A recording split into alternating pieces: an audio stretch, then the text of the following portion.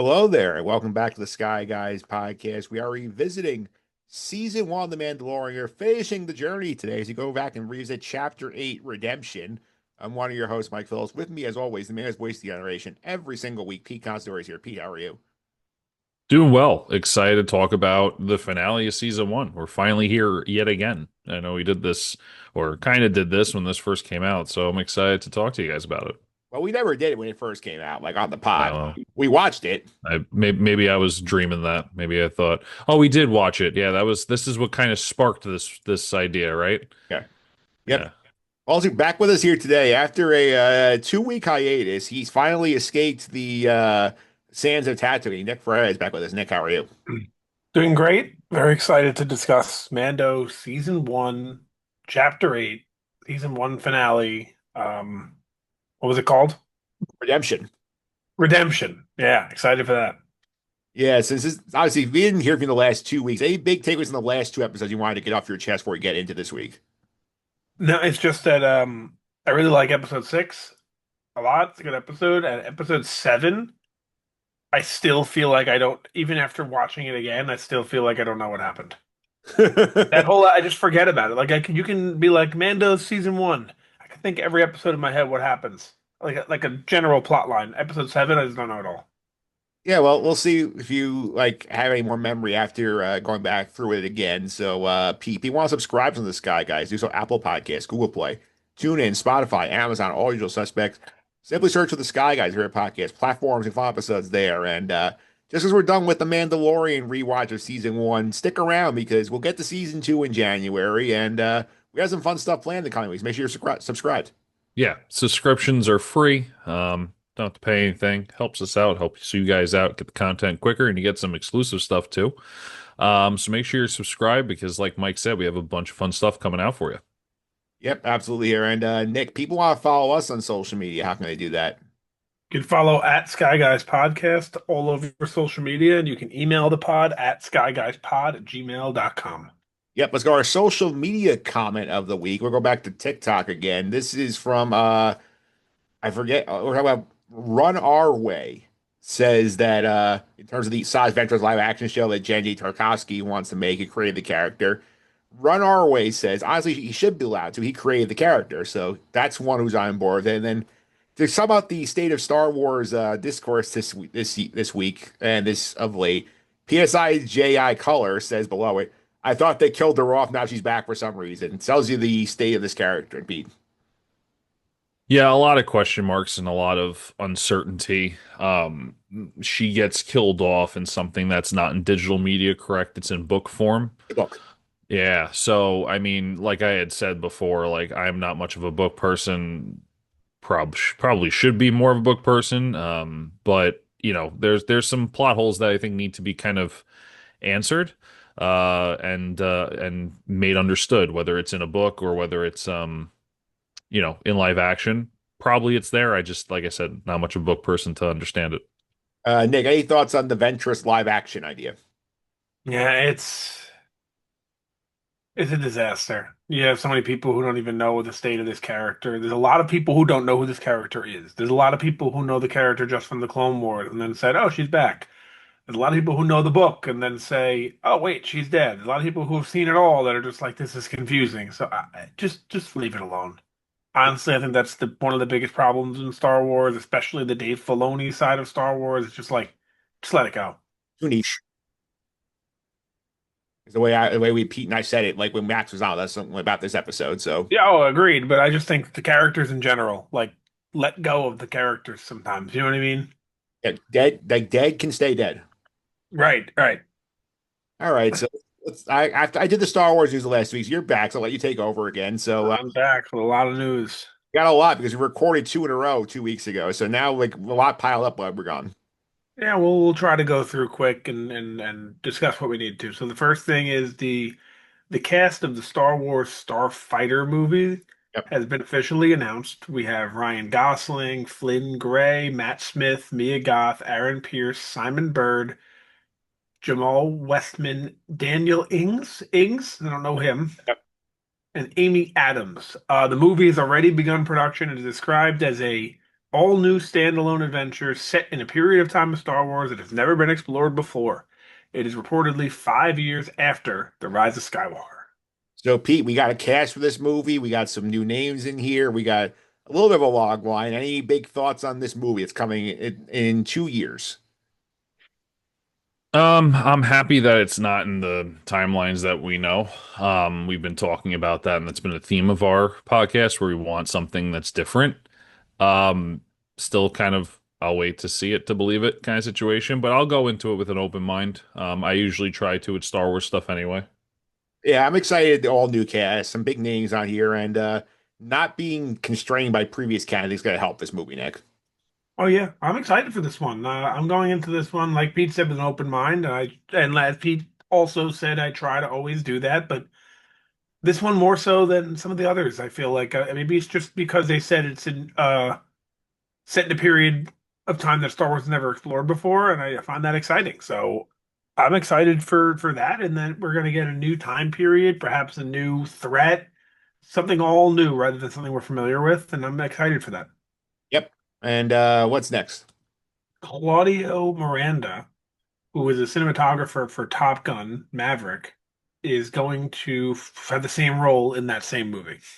Yeah, that's exciting because if you watch Top Gun Maverick, some of the shots they had were incredible in that movie. That should be very, very good. Up next, Ivana Senko recently did an interview where she said Ahsoka season two, or should I say season two of Ahsoka, is halfway done with filming. Okay. So we'll be getting that probably next year at some point. I would assume after the movie. Yep, probably in the fall or late Later. summer of next year. We'll see. Yep. Katie Sackhoff did an interview with TV Line where she revealed that playing Bo-Katan in live action for The Mandalorian ruined her confidence because she simply couldn't find a connection with the character, leading to her barely working in Hollywood for 3 years. And I gotta say, if that's her acting without a connection to the character, I would love to see how good she would be with a connection to the character because I thought she was great. Yeah, Pete, it does. It's one of those things where like you watch her performance, it was very good, but like you do realize that these are people behind these roles, and like I feel bad for her because I know she's done a lot of things, and like okay, this role sort of like ruined her confidence for 3 years. I think that's not great. Yeah, I mean, like Nick said, if this is her not connecting with the character, I mean, I think she was also phenomenal. Um, I'm not an actor, I can't understand that. I think it's very difficult for me to understand that, connecting with the character you're playing because I don't have the skills to do so. So, I hope that she can find her confidence again and understand that she still played a fantastic part. And, I'd like to see her as Bo-Katan again. I don't think anyone here would be upset if we saw that again. So hopefully she can kind of get back on the horse and continue her role. Yeah, unconfirmed at this point if she will be showing up in the movie, so we'll leave that to the side for now. Yeah. And the next piece of news is Tony Gilroy says that if Andor stuck to its original plan, which was going to be a 5 season show, that Emperor Palpatine would have factored into the show at some point. I think that makes sense. If they had so much more time, it would be really hard to not include him in some way. And they were able to get away with not including him, being only a 24 episode show in total. So that definitely makes sense. Yeah, I agree. I feel like it would have been hard if you're doing 60 episodes of Andor and not see Palpatine a few times. Yeah.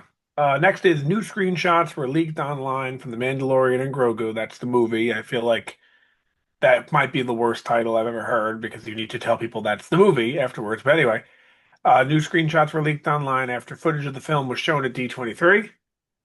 Yes, I put them on the YouTube version. So if you watch our Skydives podcast on YouTube, you can see some of these screenshots here. A And I lot of believe a lot of like the some of these are not new. some are not new. I think the Mando Zeb Grogu screenshot's not new. Right. I think the at And the one on the bottom right on the screen where you have him with the all the Babu Fricks, I don't think that was new either. that's not new, but like we basically it looks like we're getting the Star Wars diner, Pete. That's where he's meeting his contact Mando.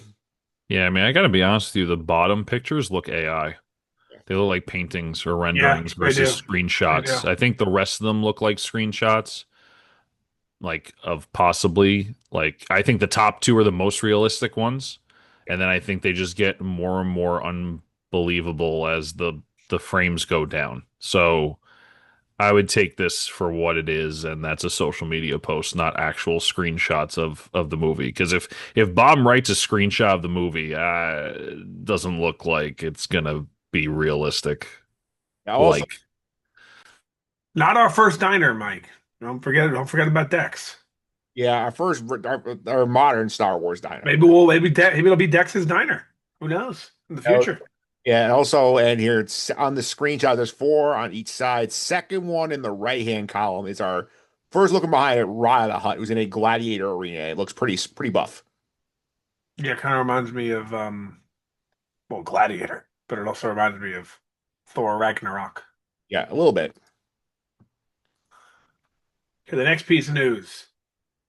Ewan McGregor says that he's planning to rewatch every episode of the Clone Wars as homework, and that he wishes that he wishes there was a season 3 of Andor so he could play Obi-Wan Kenobi in it again. First part of it I love. I love that he's rewatching every episode of the Clone Wars as homework. I think that's great. Any way you can get more invested in the character, please do it. Wishing that there was a season 3 so he could play Obi-Wan. Not with him there, because I don't think Obi-Wan belongs on that show. Yeah, I took out of that is that the dude is down bad to play Obi-Wan again. Oh yeah. No, that's great though. That is great. Yeah.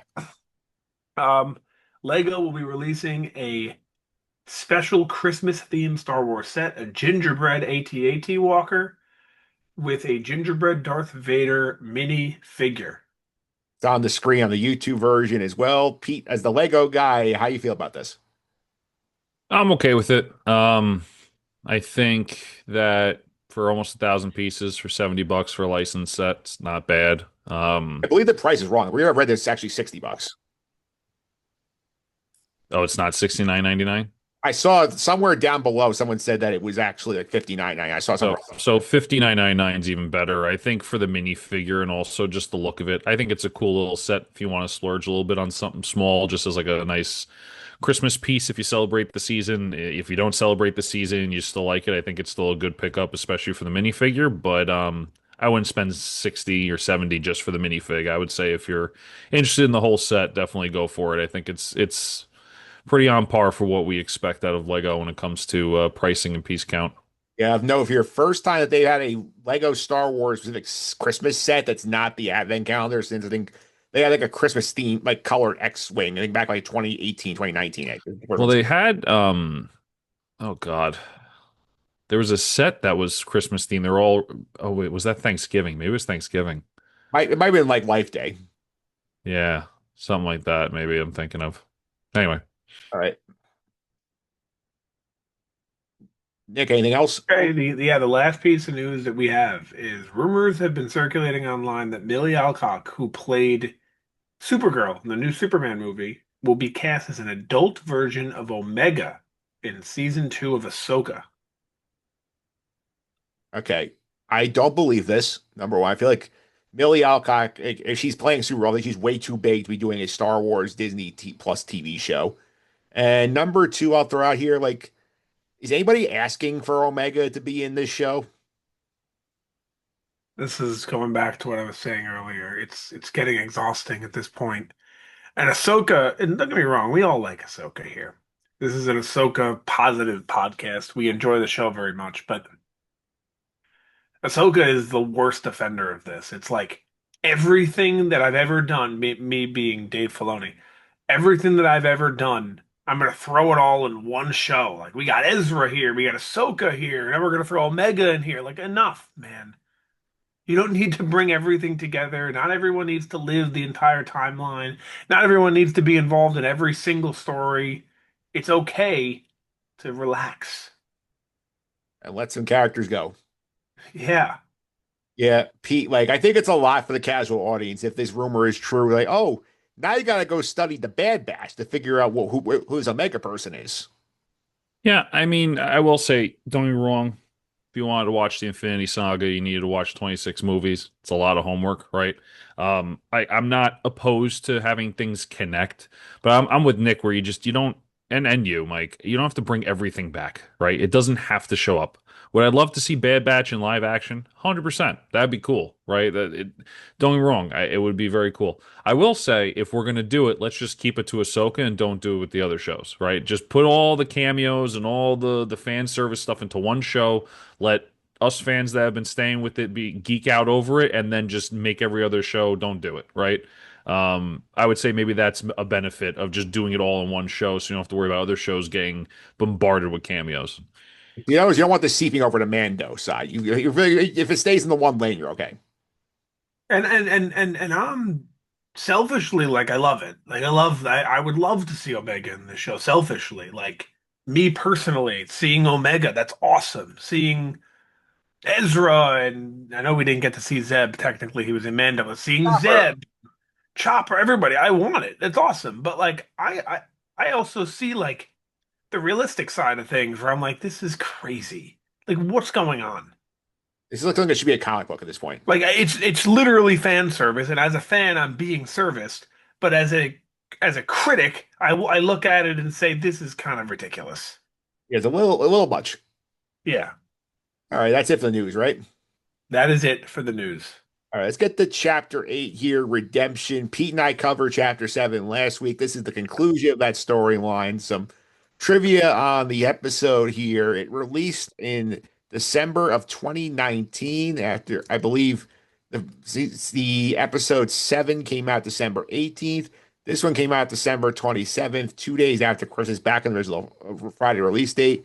Directed by Taika Waititi, and a lot of fun stuff going on in this episode, Nick. Can I ask a question before we even get into it? Does Taika Waititi play the voice of IG-11? He is. He's the second. He's the second person credited in the credits after Okay. Piglet. I just wanted to be sure. I just thought of that. Okay, continue. Yeah. So, general thoughts on this episode, man. I think this is a good episode. Really good. Brings back everything that we've seen throughout the season. I know that kind of happens in 7 to lead us into 8. If you think about it, it's kind of a two-part finale, right? Yeah. But um, of all the positives that there are about how this is a great episode, there's a great flashback sequence, there's great action, there's a great story going on. When you zoom out and just look at what happened in this episode, it's ridiculous that it took 45 minutes. They like walked outside and it took 45 minutes.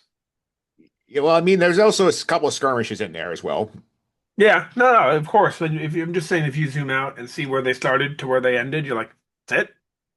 Well, they mowed down a lot of stormtroopers to get there. That's right. And that is something that I do want to get into, the banter of the stormtroopers at the beginning. I believe Jason Sudeikis was one of them. Yeah, we'll talk about that in a minute here. So I have that down in my notes. I want to talk about that scene. That's fun. Okay. Pete, what you think about this episode? Yeah, I think it was good. I think it was a good finale. I'm on board with Nick. If you kind of zoom out, there's not much going on. Um, I rather this kind of not much going on than the other not much going on episodes of the season, and I'm sure both of you agree with that. So I think it plays well and it builds tension, but I feel like this whole show, excuse me, this whole season, if you zoom out, not much happens. If you really think about it. But overall, great episode, and probably to me the best part of it was that banter in the beginning. I really enjoyed that too. So I'm glad we're going to talk about it. Yeah, we'll go right there. The banter at the beginning here. We follow the two scout troopers who pick up Grogu and are ready to bring him back in. They're stuck waiting outside of the town for a few minutes while they're basically getting told, like, hey, Gideon's kind of crazy. Might want to wait a minute. We get this great banter between, I think, Adam Pally is one of them, and Jason Sudeikis is the other one, the voice of these scout troopers. Very fun. If you ever read the play Waiting for Godot, it has that kind of vibe where they're kind of just, like BSing outside of town and like between all the lines, one of them wanting to look at Grogu biting one of them, like them failing to hit a tin can 5 feet away from them. Like very fun stuff, Nick. It is. It's really good. They they did a really good job with making it funny, but not overdoing it. It's like people talk about the Marvel humor a lot, and then Star Wars tried that same Marvel humor in the sequel trilogy, and it didn't hit. This is it hitting. Yeah. I don't really know how to explain it, like why this one worked, but it did. Yeah, if you, it's sort of like the vibe you had in Thor Ragnarok, the banter between the two scout troopers, Pete. Because remember, Taika's also directed that before he came over here. So, like, I think the same vibe worked. It was short enough. It was okay, like, it's two guys like who were working for the Imperial Remnants. They're just, shooting the shit, waiting for their orders to come in. And like, you would say, what would it be like when these two random scout troopers just like, like kill some time? Like, we got a little snippet that was fun. Oh, 100% agreed. I think the banter was great. I think the stereotyping of stormtroopers was funny that they can't even hit a can that's like, 15 feet away from them. And they just kind of look at their blasters and are like, oh, well, I guess, whatever. Almost like they don't care about honing in their skills, that it's just like par for the course, which I thought was really good.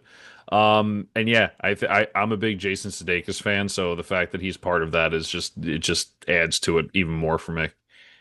Yeah. Also great, Nick, that these guys get like wrecked within like because they set you up to hate these guys because they both like punch Grogu's in the bag, and then like within like 3 minutes, IG-11 shows up and just like completely bodies them. Yeah, I really like that. I'm not I'd like to think if this how true this is. Let me think. Let me just say it before I think. I like that Disney in Star Wars has made it very clear to the audience how insanely strong a droid is. Yeah. And I'm trying to think if that was something that they ever did before Disney, and I can't really think about it. I can't think of any examples. I can't either really because like They 3P. really like with K2SO and with IG-11, like they've made it extremely clear that these droids will destroy you. Yeah. IG-88 in the original trilogy just stood there basically. He didn't really do much. Yeah, he didn't. I mean, he's very good if you ever play Star Wars Shadows of the Empire on the N64. He's a hard boss, but not canon. Yeah, not canon here. And let's go. I think we should go forward here. I think it's kind of makes sense to hit things chronologically here. And Pete, I love Moff Gideon, the narrator. It's a very clever way for them to deliver information and like sort of show off his personality where he's like, oh, I know about you, Kara or Cynthia Dune of Alderaan, and you were a Republic shock trooper, and you, Din Djarin, the Mandalorian foundling, and you, Greef Karga, and he kind of walks you through his plan like, I have this big gun over here. I'm going to vaporize you guys within 6 hours if you want to make a deal. So I think like it does a good job of like giving us information, sort of like again showing like Gideon seems like I'm in control of the situation and I'm not at all worried. The fact that I got like a bunch of stormtroopers, shock troopers, and this big gun against three of you guys in a like bunker up in the old office. Yeah, I mean, I think that it shows that he had a hand in everything. I think Moff Gideon in these episodes looks like a badass. For quite some time in the two episodes, and even in episode 8 here, chapter 8. I will say though, the fact that he just starts name dropping people, like I wish we knew how he was getting the information a little bit. Like, is there an informant? Is there something like this guy who? Um, is just getting the package, the child. How does he know Cara Dune, right? Like it just seemed a little bit like too far fetched. I understand why they did it, show the power and show the control, but like it just seemed like a little bit of a reach. So I wish there was just like a little bit more of connection there. But not mad about it. Still a cool scene. And Nick, I do think they do a good job going right from that to the Pedro Pascal. It's like, oh, that's Moff Gideon. Like then you get the rest of the Pedro Pascal Din Djarin backstory where we see the flashback and we get the seeing him being rescued from the battle droids. And our first Clone Wars Easter egg is that we get Death Watch is the one who rescued him. Yep, yep. And I have said it 4 times before. Fifth time is this is a flashback done right. Yeah. Give me 3 minutes tops. Don't give me an episode on flashback where we only have 3 minutes in the present. That's how you take me out of the story completely. Yeah, and P, I love this flashback too. No dialogue. They just let you see it, and they let you see like him getting put in the bunker. You hear the noise of the battle droid. You see it pop up, and then you see Death Watch show up, rescue him, and start laying waste to these droids on this planet. So very effective, in my opinion. Flashback. Yeah, I agree. I mean, this show also thrives on little to no dialogue with its main character. So it makes sense that the flashback also has that, and I think it works great. And to Nick's point, I agree. This is how you do a flashback. Yeah, and Nick, we did catch the nugget here from Cara Dune this time around, which she says like, "I thought Gideon was executed for war crimes," which is sort of a trend here. Like, Gideon seems to get off the hook for things. Yeah, absolutely. All right. Any thoughts on the battle in the courtyard and the acting of that? Because I think this is like our first big action piece of the episode. There's a lot happening here, Nick. And the action wise, you mean? Yeah, this whole battle where like Gideon sends like the flame trooper in IG-11 shows up, like Mando gets hurt, like all Grogu's there. Grogu. I forgot the Grogu thing until I rewatched it. Me too. Yeah. Anything from this battle jump out to you? Yeah, Grogu there. That's what jumped out to me. Yeah. Yeah. Pete, could you remember that Grogu like uses the Force to save them from the flame trooper? No, Yeah. no, that definitely. I mean, I forgot that force healing was the thing in the season. A couple episodes back. So I remembered the Force healing. I forgot that he did this because, like, I remember we complaining. He's like, "Oh, Grogu's got to start doing things to help out here." He's helping out in season one a little bit. Yeah, big piece. Yeah, big piece here. And can I also give a shout to Gideon for his effectiveness in the battle there? You can. Yeah, because I think one thing you also forget is like when they have this plan, IG-11 shows up, starts wrecking stormtroopers, then Mando and Grief Karga head outside, and then like at the end when Gideon is there, most of his guys are mowed down, and he sees Mando with the rotating guns, the Paz Vizsla style. He says, like, I'm not gonna win this. I'm just gonna shoot the generator and just blow him to smithereens like you're shooting a gas can in a video game and it explodes. So very smart by Moff Gideon. Oh yeah, I mean there's one thing that Gideon is. He's a smart, good villain. Like not, one of those dumb villains where like if you ever got a hold of him, you'd clearly take him out. Like he's kind of villain that is powerful and can win a fight fairly. A lot of these people will cheat to win kind of thing, and then you're like, oh, it was a fair fight. Our hero would have won. Not with Gideon. He's a good villain in that sense, and that you actually fear him. Yeah, Pete, we get the whole scene here also where like Mando's severely hurt. He thinks he's gonna die. He's telling Kara, save the kid, like bring him to my people, like they'll take him the rest of the way. And then we get the scene where like we get the helmet off for the first time at IG-11. He's like, I'm a nurse droid, I'm not a living thing. You don't break your creed if I treat you. So I thought this is a fun sort of like another like we spent the whole lot so that's building up the Mando like is finally starting to trust droids and like this is a big scene for that and it lets the audience see Pascal's face for the first time. yeah, I agree. Kind of don't like what they were trying to do with Cara Dune's character. Not to say there was a love connection there, but she was very adamant about I'm not leaving you. Versus, I feel like they were all three characters are always just business. You know what I'm saying? Like we have to do what we need to do, and the fact that he's like, listen, I'm not going to make it. You know that. Just take care of the kid. And she's like, I'm not leaving you. And it to me it was out of character in my opinion, and that could show character development. And that's no knock at the writing or even the actress's performance, but it just seemed very off for her character. But then you get the whole scene with IG-11 actually helping Din Djarin, because we finally learned his name now, in this, and he takes off his helmet and he's, just a not a regular guy, but there's no more guessing, right? There's no more, mystery. It's just a dude in there that's really good at combat. So the whole not breaking the creed because it's not in front of a living thing was also a very good swing at it, but we'll see that, that comes to bite him in the butt a little bit in season two. Yeah, it does here. And Nick, what do you think about this scene? I would have liked it if, and I don't know how this is possible in today's day and age, but I would have liked it if they told us never that Pedro Pascal was playing the Mandalorian. Well, they couldn't do But that because of it's just impossible nowadays to do that, and we would just hear the voice and be like, "That's Pedro Pascal." But like when he takes this mask off, we're all just like, "Yeah, that's Pedro Pascal." I feel like it was supposed to be a moment, and it wasn't. it's a moment if you hadn't seen Game of Thrones. You had no idea Pedro I mean, Pascal. at that point, he wasn't really in anything else, right? I know there's other things he was in, Yeah. but If you he hadn't wasn't huge yet. He was in Narcos, I think, at that point too. you gotta watch those shows. It's a moment for you. But like, if you've seen him in something, oh, that's what he looks like.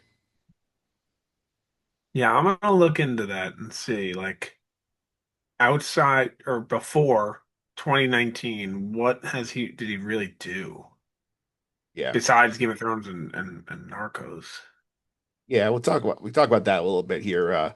That's That's about it, honestly. Yeah, another part of the episode I think that people forget about is the trip to the sewers when they're trying to escape the courtyard scene here. We get Mando leading them back to the covert here. Like this was fun with the armorer there and sort of like melting down the armor from the fallen Mandalorian. You get the update there, and Nick, this is the moment here. We get the sort of update on the mission that Mando's going to be carrying on. The armor gives him his marching gives Mando his marching orders. She tells him to reunite the child with his own kind. Yeah, And I always interpreted it a little bit differently. I've told you guys this before. I think the general public right away was, oh, bring him to the Jedi. And I was like, no, no. She means bring him to his people, like his species, like yeah, his home. yeah. Um, he did eventually bring him to the Jedi, Luke, but never brought him to his people. Maybe that's how the little saga here ends between Mando and Grogu. Yeah, P. Or he just, or they just, solve mysteries together with Scooby-Doo, but we'll see. I did like this setup though, where like she gives you the mission statement for the basically the rest of the show. It was at least for season two. It's like, okay, you have a job, like you're responsible for him, like you have bring him to his people, like until he's old enough to support himself, or like he's with his kind, you're his father, basically at this point. They give him the sigil, she gives him the jetpack, like very cool, sort of like, okay, you are ready now to go on the journey. Here's everything you need. I hate this scene. To Okay. me, it's the most asinine scene, and it's not because look, it's cool. He gets his sigil, whatever it is. He gets his signet, whatever it's called, right? He gets the jetpack. There are people chasing them. They go into the where the armor is, and she just walks out of the shadows nonchalantly after they're talking for 4 minutes and goes, "This is what's left. I can't leave. Let me just forge something while people are trying to come kill you. But hurry up, they're gonna come kill you. But let me weld this thing onto your shoulder pad." It no, like you could do this some other way, and it just seemed so like out of place in my opinion. It's cool, sure. I'm not going to say seeing the armor fight was not cool. Totally badass. Like this could have been just a quick conversation while they were passing through. Hey, don't worry about it. Like he's a foundling now. Like you got to go. I'll protect you, and that's it. We don't need the signet. We don't need this whole dramatic walk out of the shadows and let me weld something on your shoulder patch. So I kind of hated the scene. I will say though, like it does sort of add to the mystique of the armorer, where she's not at all worried about like them coming. Like I can handle these guys. I've been down here for like weeks, like cleaning up the mess, and like they haven't bothered me yet. Sure. I Sorry, Nick, go ahead. No, no. I was going to change the subject a little bit, so you guys go. The only thing I was going to say is if this was a different show, if this was not The Mandalorian, if this is a show that we were critical about, that we would say the same thing, right? Like people are chasing you. What the hell are you stopping for a story time right now, right? Like so that's the only reason why I go after it so hard is because we've been harder on shows that were also good, bad, indifferent, whatever. And because it was Mandalorian season one, I feel like no one has anything bad to say about it because it was this brand new thing that was awesome. So anyway, Although to be fair to the armorer here, like Mando is this point where he's telling Cara Dune like, you know what, you have to go. I can't leave this stuff here. It's part of my creed. I think she needs to explain to him like, okay, like I can handle this. You go. Like I think that's sort of like that's my counter to that. It's like because like we Mando does very clearly state like I have to take care of the armor of my brothers. I can't leave this like on it just for the Empire to grab. sure. All right, Nick, what were you going to bring up? I was going to bring up, I think I'm wrong, but I didn't notice any spikes on her helmet in season one. Did you guys see them? I thought they were there. I'm probably wrong, but I can't remember. either way, I'm very interested in those spikes because I think we all know who they resemble. Yep. And do you think we find out who she is in the movie? No. Do you I think think we ever find out who she is? no. I think it's just better. She's mysterious. I'm not asking if you think it's better. I'm asking what you think is actually going to happen. I don't think they'll do it. I'm very curious as to what's going on. Or at least explain why she has mole spikes on her helmet. I don't think it's that complicated. They're children of the Watch and they're Death Watch descendants. So like they probably like forged that helmet when they were tied to Maul. Yeah, you're definitely right. It makes sense. All right, so let's go ahead quickly. Couple of like big thing here. We get in terms of the I think the IG-11 sacrifice is the big thing that's still left here to talk about. And I do think Pete, the IG-11 scene is great because it does close out the season-long arc Mando has with droids. In terms of like the point at the beginning of the season, we see him in the pilot saying, I don't want a droid driver, get me a human driver, even though it's gonna be slower. To the point now where he sees IG-11 as like an actual like compassionate being and like wants him to come along as part of their team and is like not willing to sacrifice him when IG-11 says this is the correct way. Yeah, it's huge character development, and I think it's a great way, like you said, to button up that arc for sure. Yeah, Nick, thoughts on the IG-11 sacrifice scene? Because it is very powerful where he says, like, this is the only way we have out of here. Like, my duty is protect the child, and there's no way that we get out of this without me dying. Yeah, no, really, really cool. Really cool. A good way to like play around the droid's like mandate, if you will. Yeah. So I like that a lot. Does it bother you that we undid the sacrifice in season three? We brought him back. No, because it's a droid. You think it waited long enough at that point? No, not even that they waited long enough because it's a droid. It's just like you can just build them again. Like it makes sense. Like if it was a person who sacrificed themselves and you brought them back, it's like what are you doing? You just like someone was supposed to be not good and or excuse me, someone's supposed to be not alive and now they're alive again. Like that's silly. You know what I mean? Yeah, P, do you have any issue with them bringing back IG-11 in the future? No, because the other thing too is there other IG-11 droids, right? I'm assuming it's just a model, not not like that was the only droid that got built. So I mean, there's multiple ways you could do it. I don't think that it's a problem. All right, so put that here.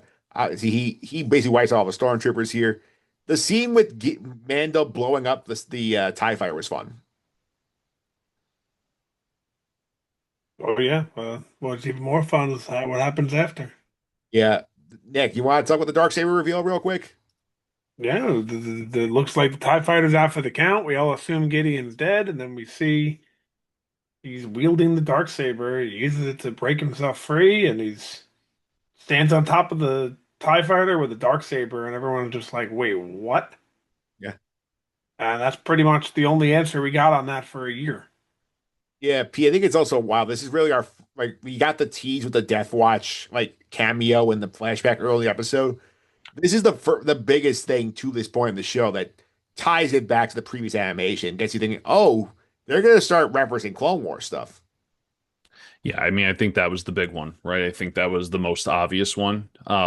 At the time, I had no freaking clue. I was like, "Oh, that's a cool sword. Yeah. Oh yeah, that's like his lightsaber. It's not." And then after we started watching the Clone Wars and stuff like that, it made a lot more sense. So, for people who were watching the Clone Wars before this show came out, this is probably a huge pop, right? It was just a huge like, "Whoa, this is not something I was expecting." Yeah, this is Leo DiCaprio pointing at the screen. Sure. Yeah, I remember being my exact mindset was, how does he have that? Who was the last person who had it? And then trying to retrace it, and I'm just like, I don't know. I lost track after I saw Sabine hold it. I don't remember. Yeah, well, it took a little bit. We got the answer to that. Yeah, but I remember being confused at first, like how can he possibly like what? That doesn't make any sense to me. But here we are. Anything else you want to Oh, say? who has it now? It's destroyed now. Oh yeah, season three, huh? Yeah, season three. Any final thoughts on the episode? There was a post credit scene, Was there? I, right? I skipped it I think we're season two at a post credit and scene. realized. No, it was this. That was before the credits. That was how they Well, ended the episode. there was one more scene. What scene was it? What? Wasn't the Boba Fett thing in That's there? season two. But he was in season two. Yeah, but that's after the finale. They do the scene of him killing, what do you call? No, when he takes Fennec's body. Oh, but maybe that was there. They skipped it for me. I got to be honest with you because I was in such a rush. I watched the episode and then once it ended, I just backed out. There was credits, so I just backed out. I was like, okay, I'm good. I finished the episode for the podcast. I totally forgot that there was an after credit scene. I thought that I didn't watch it either. I just remember this. I remember the at the end of season one. I could be wrong. You see someone we don't know. We now it's Boba Fett walk up to Fennec's body on Tatooine and take it with him. Yeah. It had to be in this, or else it wouldn't make any sense in terms of the timing. And we all assumed it was Boba Fett, but we didn't know. Yeah, I'm trying to look and see if Ming I'm Na's checking on Disney Plus now. ready for that episode. So If not, when was that scene? yeah, I'm trying to figure this out because I don't know. And then later's yeah, hold on. I think you're thinking at the end of season, and episode five. He does that. Could have been at the end. Yeah, that would make more sense. But all right. Yeah, because that was definitely the end of episode five. We see the Yeah, bullet. it had to be in this season, otherwise it wouldn't make sense. But yeah, it would make more sense at the end of episode five because that was the episode. Yep. Which we did not mention that when we had our podcast with was it Chris? Yeah, well, Chris was on for that. Yeah, we did not mention that scene. We should have. Did mention it. I don't remember talking about it, but all right. Yeah, all right. So in terms of wrapping this up here, I will say final thought on season one here. I think it does a good job where like if this was it for the story, they gave you an ending where you can say, okay, like he's away and he's gonna go find his people. But like it does wrap up the story nice and set up the next story pretty well. I think they did a good job telling the story of season one in a nice 8 episode package. I think so for sure. I think the only open question now is wait, the dark saber? Yeah, like And of course, what we just talked about is who was that person taking Fennec? yeah. Of course, we all assumed it was Boba Fett at the time, but we didn't know for sure.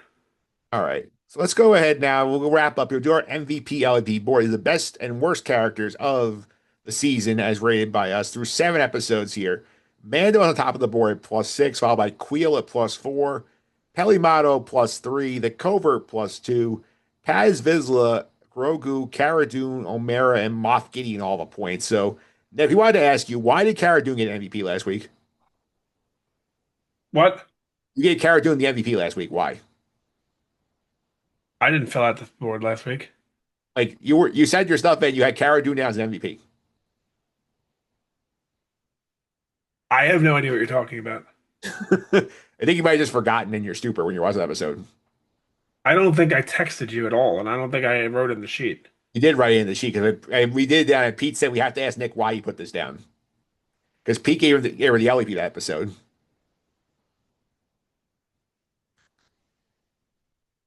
I didn't do this. The mystery of the MVP. I'm telling you, I didn't do this. I don't know Someone who did. hacked I into did our not. I sheet. did not go into the sheet and make edits. I am 100% sure that was not me.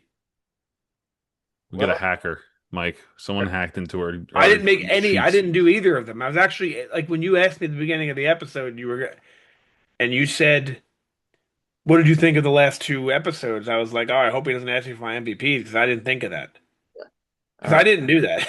Yeah, well, somebody Did wrote. I give grades too? Yes, you did. Okay, that wasn't me. Was not me. At least you don't remember it being you. Nope, it was not me. All right, so Moff Gideon +1. The negative one's the Mythrol, IG-11, Seven, like 7.5. Like, I'm telling you, I didn't do this. Walker Pilot, Dave Filoni, got Chris Berg, Ran, and the prison droids and Rancy the whole got -1 from that second episode. Grief Karga and Dr. Pershing got -2 along with the Guild and Toro Calican, and the Jawas the bottom of the board at -4. So, Nick, since you were out last week, I'll let you go first this week. Who's your MVP of the week? I'll give it to IG-11. He'd take him out of the negatives. Nice sacrifice. Save the day. Yeah, I think it's a clean sweep for IG-11, but I will give an honorable mention to the Armor for just like completely kicking ass in her a little bit. Pete? Yeah, I'm on board with you. Yeah, Nice. Got RG11 going +2. yeah, good Very job nice. this season. LVPs to end the season here. So I'm going with the two scout troopers at the top of the episode because they just showcase why the Empire loses by being so terrible at their jobs and completely getting wrecked by this droid. Pete, Um, I don't know.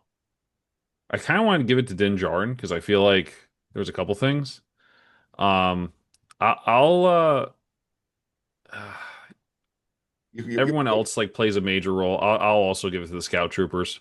yeah, yeah. So Nick, where are you going? I mean, I want to give it to the Scout Troopers too, but to avoid that, I'm going to give it to Grief. I feel Yeah, like he doesn't do anything, and he's just kind of there.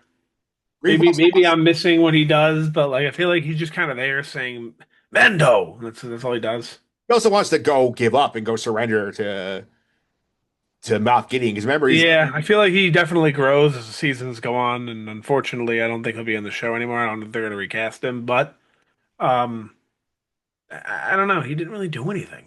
his negotiation with Moff Gideon was pretty bad. He's like, "How should we trust you?" He's like, "Can we trust you?" He's like, Gabe's like, "No, you should." No, you should not trust me. Yeah, he's like, "You have to trust that I'll act in my best interest." Right now, it means keep you Yeah. alive. And he's like, "Okay, let's go surrender." All right, so that's the LVPs here. We'll go with grades now, a scale of 1 to 10. 1 is worse than the 1978 holiday special. 10 is up here at the Gorin arc of Andor, the pinnacle of live action Star Wars content. Pete, what's your grade for this episode? Give it an 8.5. I think it's really good. I think there's some scenes in there that just like I said, I had one scene I hated and it just stuck with me. So I'll get an 8.5. Nick. I'll give it a 9. It was a Okay. great episode. Very excited about it. I was excited to rewatch it, and I was happy after I watched it. I'll give it a 9 also. I had a lot of fun watching this. That was a great way to wrap the season up and great writing character building here. I wouldn't have given it higher, but Pete did make a good point about the armor scene plotting. So like that will keep it from getting higher for me. So that's it for season one of Mando here. We're gonna save the full MVP board and season one grades for our year in review podcast. So that sound good to you, Nick? That sounds great. I'm very excited for that podcast. All right, that's what's coming up here. And Pete, next week we're gonna go back and have a fun. We're gonna take a little break from the episode rewatch. We're gonna go back and do an idea we did back in 2022. I want to say we'll do the future of Star Wars ranked part two. We're gonna rank our excitement level for all the upcoming Star Wars media, whether it's shows, movies, video games, like whatever has been announced. We're gonna rank how we feel about it. Correct me if I'm wrong. The first time we did that, I think Acolyte ended up on top, No, it did not. very close to the top It 10. was, it was high. I remember that. Yeah. All right, I'll put the old list up next week so we can see what we did here. But we'll have fun next week, Pete. Oh yeah, I'm super pumped. All right, I think it's coming out here. Pete, if you want to follow on social media, I'm not going to do that. At Concy29 on Twitter, CONSY29, AP Title 308 posted this background Reddit, so make sure you check them out. Nick, one more time. If you want to follow us on social media, how can I do that? At Sky Guys Podcast at Gmail, or excuse me, all around, and the email for the pod is at skyguyspod@gmail.com.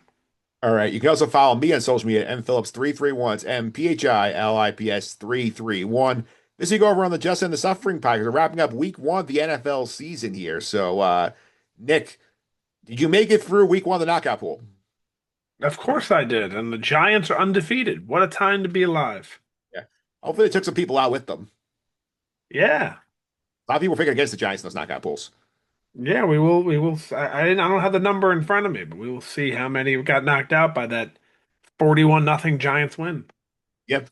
No panic is starting in the nation's capital about that. We'll be back next week to cover the future of Star Wars, ranking it and seeing how everything goes. But until then, may the force be with you.